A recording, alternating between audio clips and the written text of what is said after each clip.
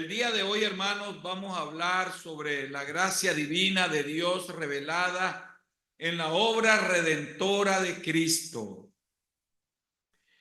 En segunda de Timoteo, capítulo 1, versículo 9 y 10, la palabra de Dios nos dice: quien nos dio, quien nos salvó y llamó con llamamiento santo, no conforme a nuestras obras, sino según el propósito suyo y la gracia que nos fue dada en Cristo Jesús antes de los tiempos de los siglos. Pero ahora ha sido manifestada por la aparición de nuestro Salvador Jesucristo, el cual quitó la muerte y sacó a luz la vida y la inmortalidad por el Evangelio. Gloria al Señor. Muy bien. Ahí tienen en pantalla ustedes, ¿verdad? También la guía del mensaje. En los versículos 9 y 10, amados hermanos, ¿verdad? Se contiene un resumen paulino del milagro, de la gracia divina que Dios ha revelado en la obra redentora de Cristo, ¿verdad?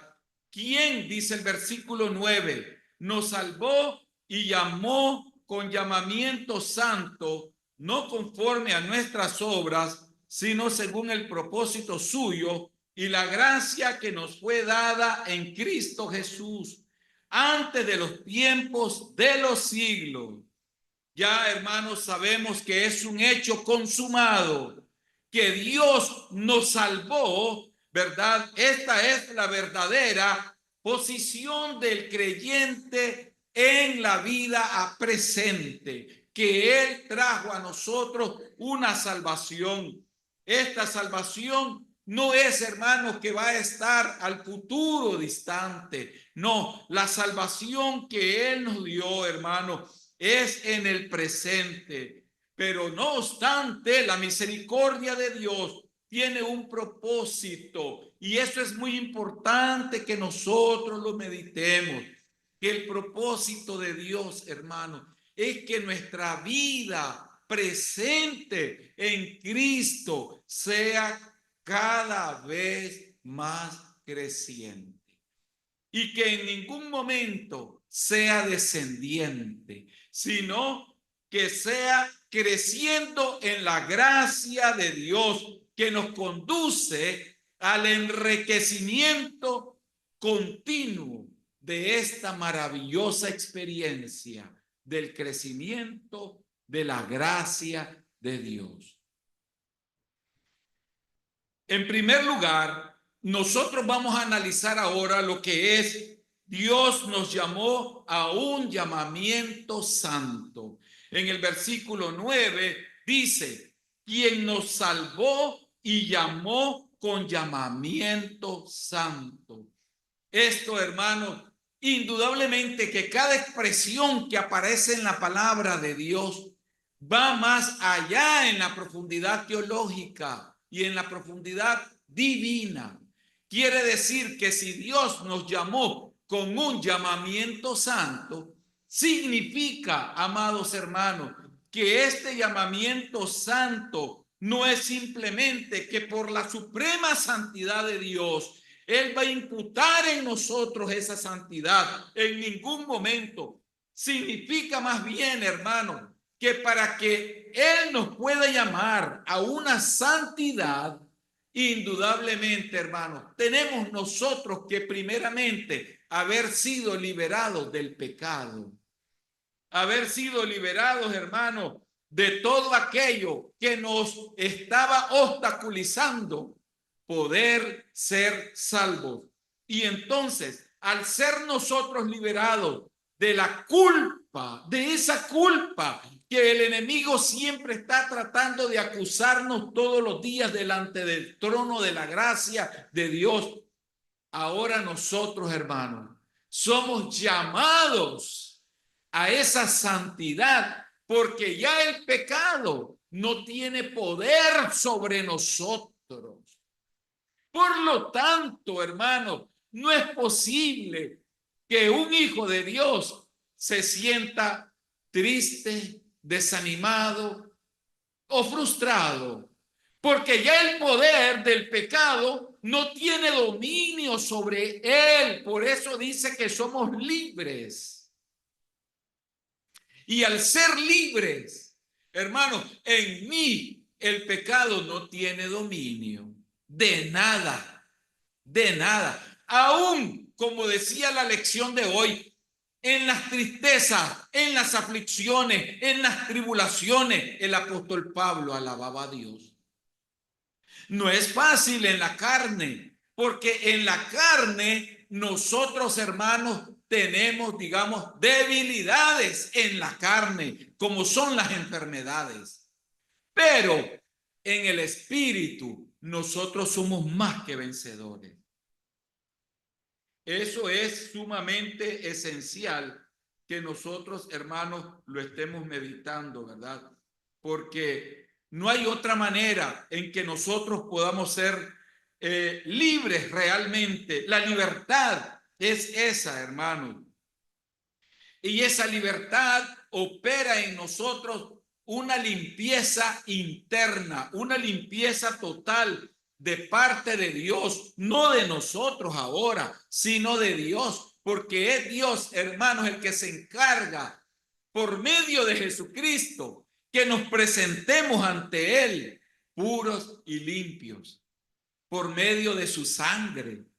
Usted no tiene que hacer nada, usted no tiene que estar preocupado en que, ¿cómo hago para presentarme ante Dios? Si su vida camina sobre los carriles de la fe, si su vida camina en la santidad de Dios, Dios mismo se encarga de vestirlo también para que esté delante de Él a la hora de orar.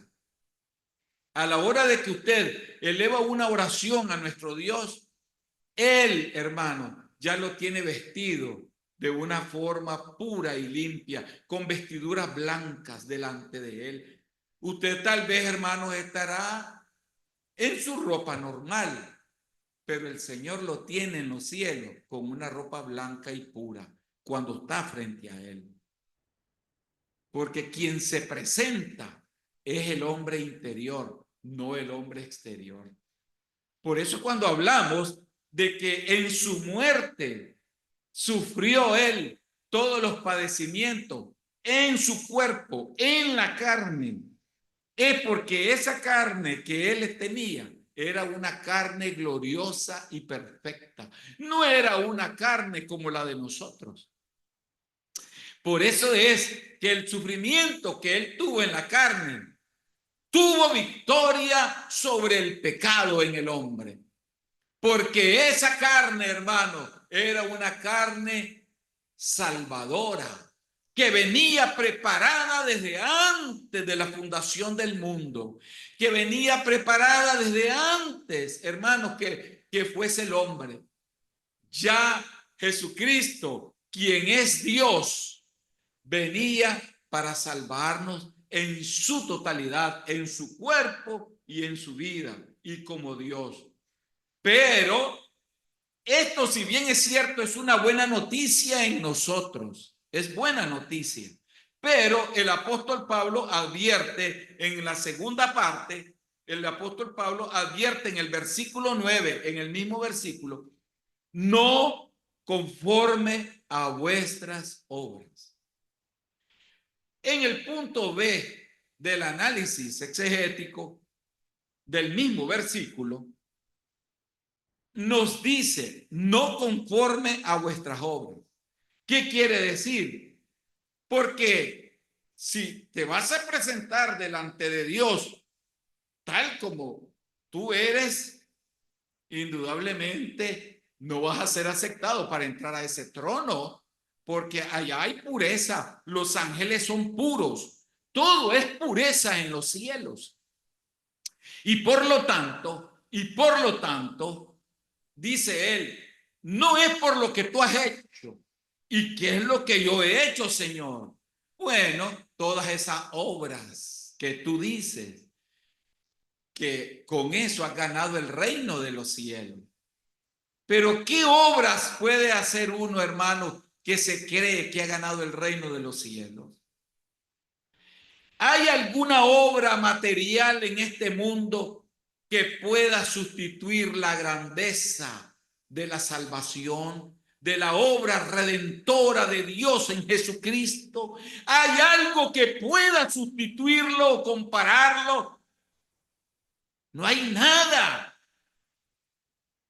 El hombre puede regalar toda su fortuna si quiere, incluso puede construir todos los templos que quiera, pero eso no lo va a salvar. No lo va a salvar. Lo que salva, hermanos, volvemos a decir, es lo que Dios hizo por medio de su obra redentora en Jesucristo en la cruz del Calvario. La sangre de Jesucristo, venir arrepentido a Él y ser tocado por el Espíritu Santo para ser un escogido de Él.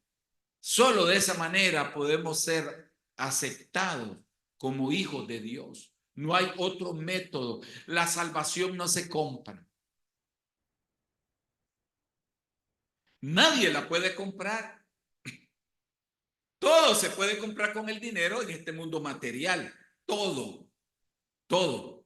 Pero la salvación no la puede comprar nadie. Esa la pagó Jesucristo en la cruz con su muerte y su sangre. Fue el único. Entonces, Dios ha tomado para que nosotros no nos creamos que con las obras vamos a llegar a los cielos. Entonces, Dios ha tomado la iniciativa. Nos despierta de nuestra muerte de pecado y nos llama a la santidad por la intercesión de su Espíritu. Porque si no es por su Espíritu, nosotros no podríamos jamás llegar a Él. Las oraciones mismas que nosotros elevamos tienen que ser guiadas por el Espíritu Santo, hermano. Si el Espíritu Santo no lleva esas oraciones transformadas al cielo, no serían aceptadas delante de Dios. El Espíritu Santo es el testigo que nos presenta ante Dios como hijos aceptos en el amado. No hay otra manera, hermano. Es el Espíritu Santo el delegado para llevarnos a la presencia de Dios. Lo cual a la vez, hermanos, es posible por medio de su gracia capacitadora. No solamente el Espíritu Santo, también su gracia capacitadora. ¿Y qué es la gracia capacitadora, hermano? La gracia capacitadora es la que el Espíritu Santo prepara por medio de la obra de Dios en la tierra, la iglesia. Es la iglesia, hermanos, en donde nosotros obtenemos la gracia capacitadora. Es por medio de la oración, es por medio del estudio bíblico, es por medio, hermanos, de la comunión y el servicio en la obra de Dios. Poder alcanzar, hermanos, las misericordias de Dios no se van a alcanzar si no son por medio, hermanos, de esa gracia capacitadora. Ningún hijo de Dios alcanza esa gracia capacitadora, hermano, si no pone en práctica su testimonio en la obra de Dios. Es que llamarnos hijos de Dios no es, hermano, sencillo. Por eso el Señor dijo, muchos los llamados y pocos los escogidos. Porque no todos están dispuestos a pagar. No a pagar porque ya Él pagó. No todos están dispuestos a tomar el camino y tomar la cruz que Él pide. No todos. No todos, hermano. Y ahí es donde tenemos el problema esencial en las iglesias en el mundo entero. Que siempre la obra de Dios descansa en unos pocos. Aunque la iglesia tenga 500, 600 hermanos, pero la verdadera fortaleza está en pocos hermanos. Siempre, en todas las iglesias, en toditas las iglesias de este mundo, hermano. En toditas es así. ¿Por qué? Porque el Señor, por medio de su Espíritu, nos ayuda a nosotros a cumplir en su obra, en la santidad a la cual hemos sido llamados. Pero para cumplir, hermano, esa gracia capacitadora, la transformación humana, que es una obra divina de parte de Dios, aún cuando el mismo Espíritu Santo necesita el consentimiento del hombre, aún para realizar esa obra, el Espíritu Santo llega, actúa y hace posible que en el Hijo de Dios, hermano, haya un reflejo de la verdadera imagen de Jesucristo. Porque la imagen de Jesucristo, hermano, aunque Él nos la dio en el huerto del Edén, nos hizo a su imagen y semejanza en el huerto del Edén. Una cosa es la imagen que Él hizo en el huerto del Edén y otra cosa es la imagen que el Señor formó cuando venimos a Él arrepentidos, cuando engendró a ese hijo interior, ese espíritu, ese nechama, eso que Él formó y ahora, hermano, lo reclama para sí. Ese hombre interior, hermano, es la verdadera imagen de Él, de Jesucristo. ¿Quiénes tenemos esa imagen?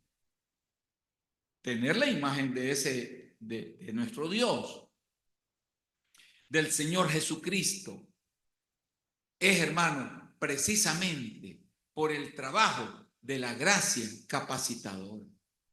Llegar a la perfección cristiana, al amor perfecto. El amor perfecto no se llega, hermano, si no ponemos en sacrificio vivo nuestro cuerpo espiritual para Cristo. Si nosotros, hermanos, no dejamos que sea Cristo el que viva dentro de nosotros, nosotros no podemos, hermanos, jamás llegar a alcanzar esa perfección cristiana. Ahora usted dirá, pero yo sé que no puedo llegar a la perfección cristiana. Pero el Señor dice que si no llega a esa perfección no va a entrar al reino de los cielos. Así dice la Biblia, hermano. Eso significa la entera santidad. Eso significa, hermano, una vida plena, llena de la plenitud del Espíritu Santo en nuestra vida. Eso significa el bautismo del Espíritu Santo en nuestra vida. Si usted no ha experimentado el bautismo del Espíritu Santo en su vida, usted no puede decir que está lleno de la santidad de Dios. Porque la santidad de Dios, hermano, es producida por la gracia capacitadora de Cristo. Eso es, hermano. Eso es. Entonces usted dirá, me conformo entonces con ser como soy. Pero ser como uno es, hermanos, ser como uno es, no entraría al reino de los cielos entonces. Y nuestro propósito y nuestra lucha aquí en la iglesia y el propósito de los pastores en todas las iglesias es que los miembros cada día más se acerquen a Dios por medio de la gracia capacitadora, que es la que da el Espíritu Santo en nuestra vida. Ya dijimos cuál es esa gracia capacitadora. Y todo ello pertenece a los eternos consejos y propósitos de Dios. Una misericordia que en el versículo 9 termina diciendo que nos fue dada en Cristo Jesús antes de los tiempos de los siglos. Antes de los tiempos de los siglos. Entonces, ¿cree usted que es uno de esos que fue escogido antes de los tiempos de los siglos?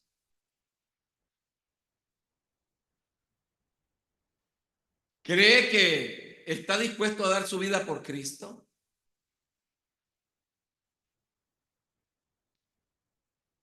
Gloria a Dios, por lo que decimos amén. Gloria a Dios, porque el que dice amén es porque, hermano, lo demuestra con sus hechos. Cuando se le llama, ahí está, no pone excusa. No hay excusa. ¿Está dispuesto usted a eso? O mañana me dirá, pastor, yo no puedo estar con la cámara abierta, tengo que estar con la cámara cerrada. Esa es una falta de respeto, hermano, a la obra de Dios. Estar con cámara cerrada. ¿Estaremos dispuestos a abrir las cámaras? Miren lo que estoy pidiendo. Estamos dispuestos a tener todas las cámaras abiertas donde Dios se manifieste en cada uno de los que están ahí atentos. O cierra la cámara y se va a hacer otras cosas y cree que engaña al pueblo de Dios de esa manera. Cree que eso es santidad de Dios. Cree que ese es un escogido de Dios. No, hermano, no nos engañemos. Si yo digo que estoy dispuesto a dar todo por Cristo, es todo. No queda nada por fuera. No, hermano, no. Escuchar la palabra de Dios es tan importante como ir a predicarla afuera. El que la escucha por Zoom es lo mismo que la escuche por fuera, porque puede salvar almas por Zoom y puede salvar almas por fuera. Es como hermanos que dicen, yo prefiero estar mejor, yo me quedo en la casa y me veo por Zoom a estar presente. Si el mandato del Señor es estar presente el domingo en la iglesia, todos a una voz tenemos que decir presente. Pero si yo quiero hacer mi parecer porque tengo la excusa, eso no se llama santidad, ni estar en la perfección, ni buscar la perfección, ni la gracia capacitadora, excepto si yo estoy enfermo, verdaderamente que no puedo levantarme de la cama. Estoy de acuerdo que el Zoom sea una ayuda. Pero mientras podamos, sí lo podemos hacer. Y lo vemos después lo conversamos. En el nombre del Señor. En el versículo 10 sugiere que el propósito de Dios de redención y salvación humana del pecado y su gracia ha sido manifestada por la aparición de nuestro Salvador Jesucristo. Debemos seguir a Cristo sin temor. El plan divino de salvación, hermano, no es algo que Dios pensó después. Un plan trazado por el Creador después de que, dicen los hombres, tuvo muchos fracasos el Señor. Y después de los fracasos que tuvo, ahora resuelve esto. No, en ningún momento. La venida de Cristo a la historia es el cumplimiento en el tiempo del gran designio de Dios Todopoderoso, que lo concibió en la eternidad y no lo concibió en este presente ni en un pasado reciente, lo concibió en la eternidad.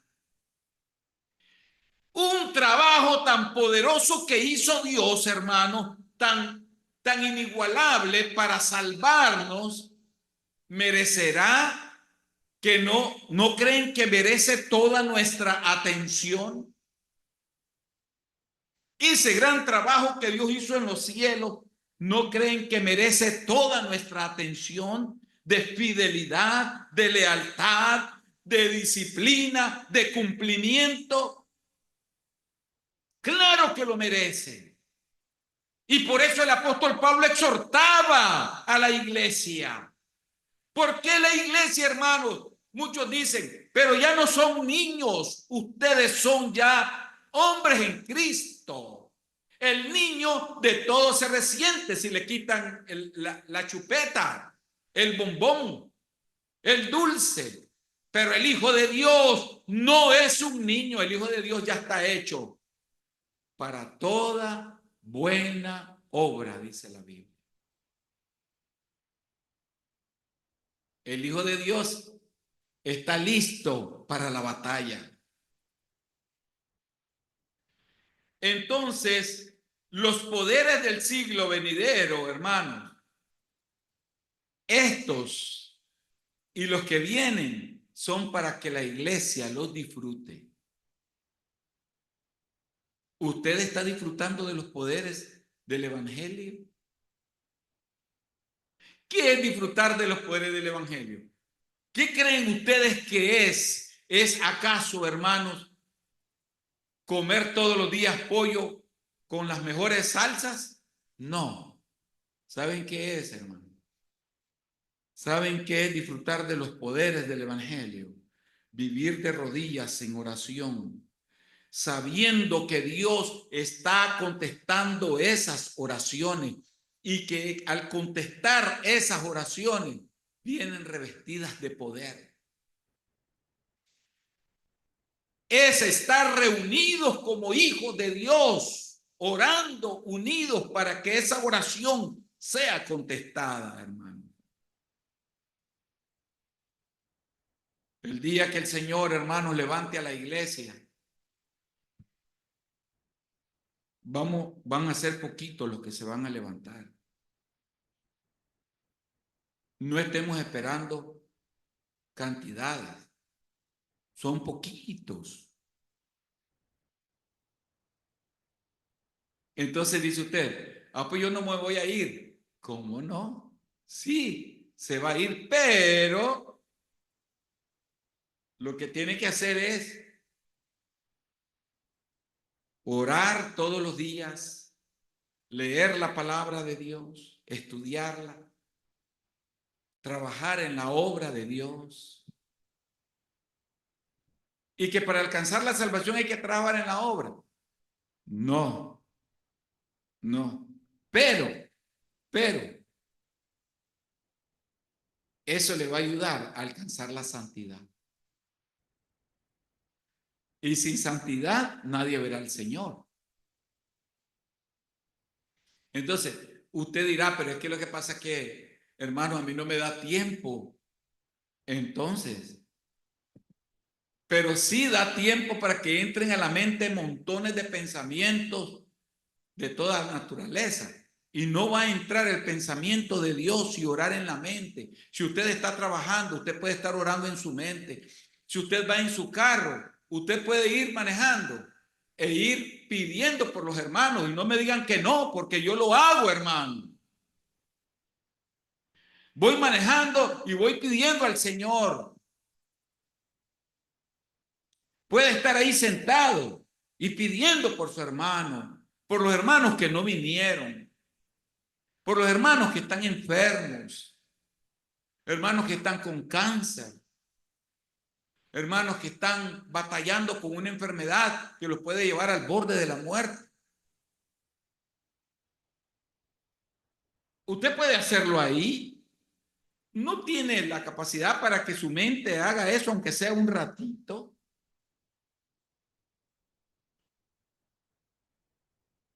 ¿Cómo vamos a llegar al cielo entonces, hermano? Y ahora viene lo más hermoso, además de lo que hemos hablado del mensaje, y la última parte, que es el versículo 10. Quitó la muerte, el versículo 10 sugiere que el propósito de Dios de redención y salvación humana del pecado, su gracia, ha sido manifestada a través de la aparición de nuestro Salvador. Ya lo hablamos. Y en el último punto dice, quitó la muerte y sacó a luz la vida la inmortalidad. La inmortalidad por el Evangelio. ¿En qué sentido creemos nosotros que Dios quitó la muerte? La palabra quitó, la forma que la emplea el apóstol Pablo, significa hacer insignificante, frustrar, invalidar. Invalidar, desmantelar. Una de las Biblias populares dice que se llama la Biblia al día. La Biblia al día. Dice, el Señor quebrantó con su poder la muerte. No es que quitó la muerte para que ahora ya no muramos. No, no. El Señor lo que está diciendo es que la muerte, hermanos, no debe ser motivo de temor para nosotros. Para ningún hijo de Dios. No debe de ser motivo de temor. Porque Él, hermano, ya a esa muerte la tiene arrinconada y acorralada. Y un día la va a destruir para siempre porque ya no va a morir el hombre. Pero por ahora tenemos que morir en la carne. Pero en el espíritu vamos a vivir para siempre. Como una iglesia fiel, ¿verdad? Como una iglesia maravillosa, gloriosa. Y entonces dice que Cristo, hermano, al morir y resucitar, Él fue el que venció la muerte en su totalidad. Y nosotros ahora vamos detrás de Él, porque Él es el primero de todas las cosas. Aleluya. Él es el primero en todo. Y nosotros vamos detrás de Él. Por lo tanto, hermano, ya no debemos de tener temor, ya no debemos de tener miedo a que venga la muerte a nuestra vida, hermano.